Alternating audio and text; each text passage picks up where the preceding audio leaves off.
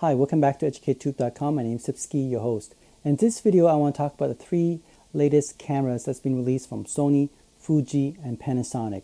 These cameras are amazing, but I'm going to pick only one if I had to start over again. Let's talk about it right now.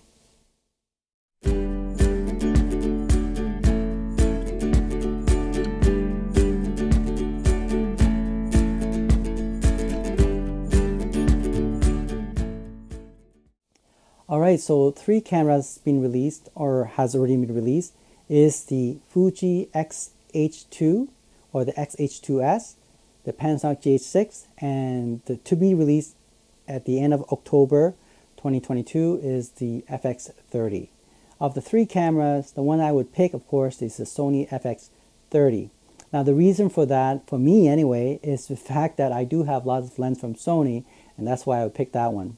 However, if I'm a hybrid shooter, I would go for the Fuji X H2 or the X H2S. Now, what is the difference? The X H2 are meant for a photographer because it has 40 megapixel sensor, whereas the X H2S is, I think, 24 or 26 megapixel, slightly less, but in terms of the video centric, it is the X H2S that's more of that.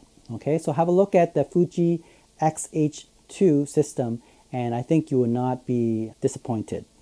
For the Panasonic GH6, if you have a micro four thirds lens, this is where I would probably focus my money on, because if you already have all the lens for the micro four thirds, this GH6 is amazing video camera as well as a photography camera because it is a 25 megapixel sensor camera. It is a smaller sensor, micro four thirds, but whatever Panasonic did, it did a pretty good job. It does have amazing in-body stabilization, better than Sony, of course, and Fuji system.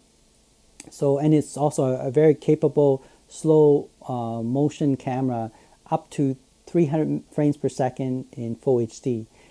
Amazing Panasonic GH6 camera. It's something, if I'm into micro four thirds, that's where I would put my money in. However, for me, the Sony system is where I'm going to put my money in, is because of the lens, right? I do have the E-mount lens and the A-mount lens that I invested in thousands of dollars, and so Sony is probably a better choice for me. Now, why Sony FX30 over FX3? Well, think about it.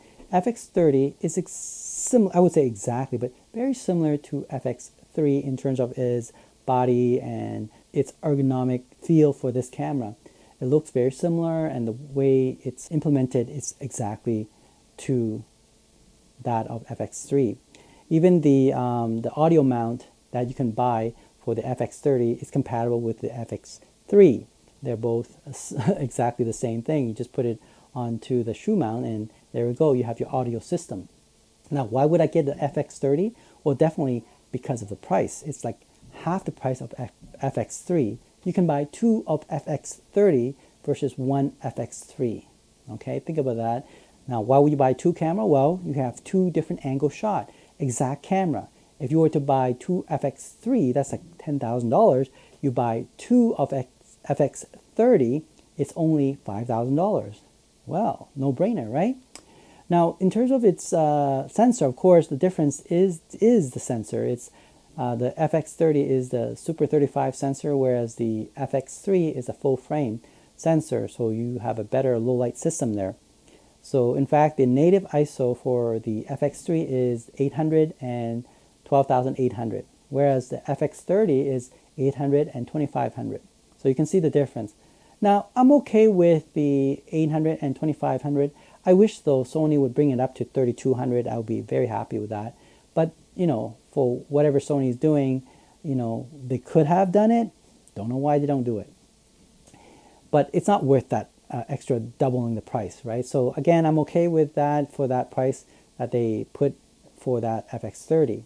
Anyway, for the low light system, I do have a camera that can do low light filming at night. That's my Sigma FP. So that's the camera I'm probably gonna be using anyway for a low light night scene.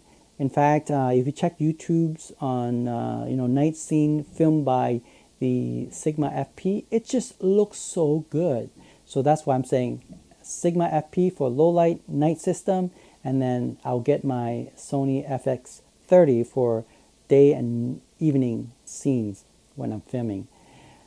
The Sony FX30 has exact focusing system like the FX3, maybe even better in terms of its autofocus. It has all these latest, greatest firmware that the FX3 has, and even better than the A7S3, which is close to doubling the price of the FX30. All right, so keep that in mind. Now, the only issue that the FX30 and the FX3 is lacking compared to the A7S3 is, of course, is an electronic viewfinder. Now, the advantage of the FX30 is the fact that it does have a 24 or is it 26 megapixel sensor, which is a higher resolution compared to the A7S3 and the FX3, which is only 10 to 12 megapixels. So, yeah. Now, I would not use the FX30 for photography, even though, yes, it does have a 24 to 26 megapixel sensor. The very fact that it doesn't have an electronic viewfinder, it's very awkward to take pictures with it.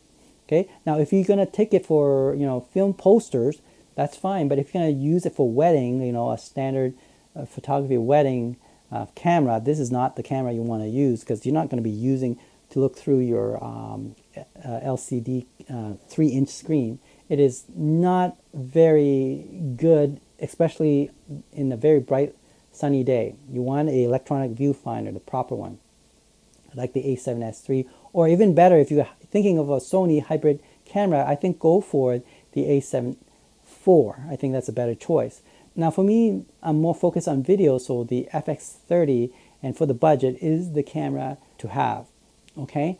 Another thing about the FX30 is that the battery, the FZ100, compared to the Sony FX3 or the A7S3, it does last even longer. I think 30 minutes long. So altogether, if you're filming videos like 3 hours long, or I think even more than that.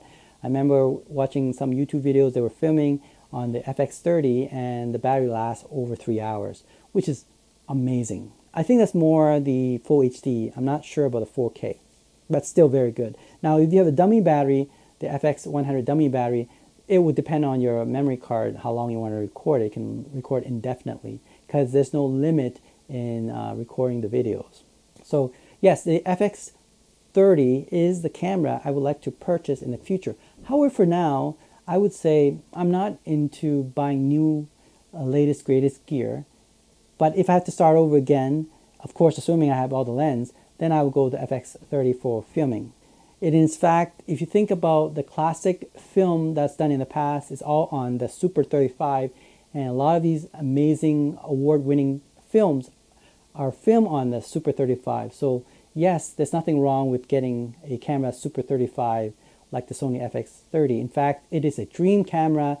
5-10 years ago, this would be the camera, I would say, a perfect camera. Again, as you move through the years, the bar moved further and further away out of reach.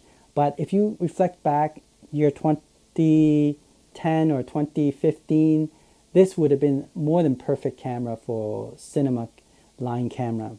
So the FX30 is the camera, especially now it has a built-in time code. So, you want to sync it with other camera, this is the camera to have. In fact, I wouldn't be surprised it will be Netflix approved camera. So it's going to be selling like a hot cake once it's Netflix approved. Not that I care so much about Netflix, but the very fact that it's now approved by a powerful film industry, it's now going to give it more brand to that camera. So hopefully you enjoyed this video, and don't forget to subscribe and give me a little heart of appreciation. Bye, and I'll see you next time.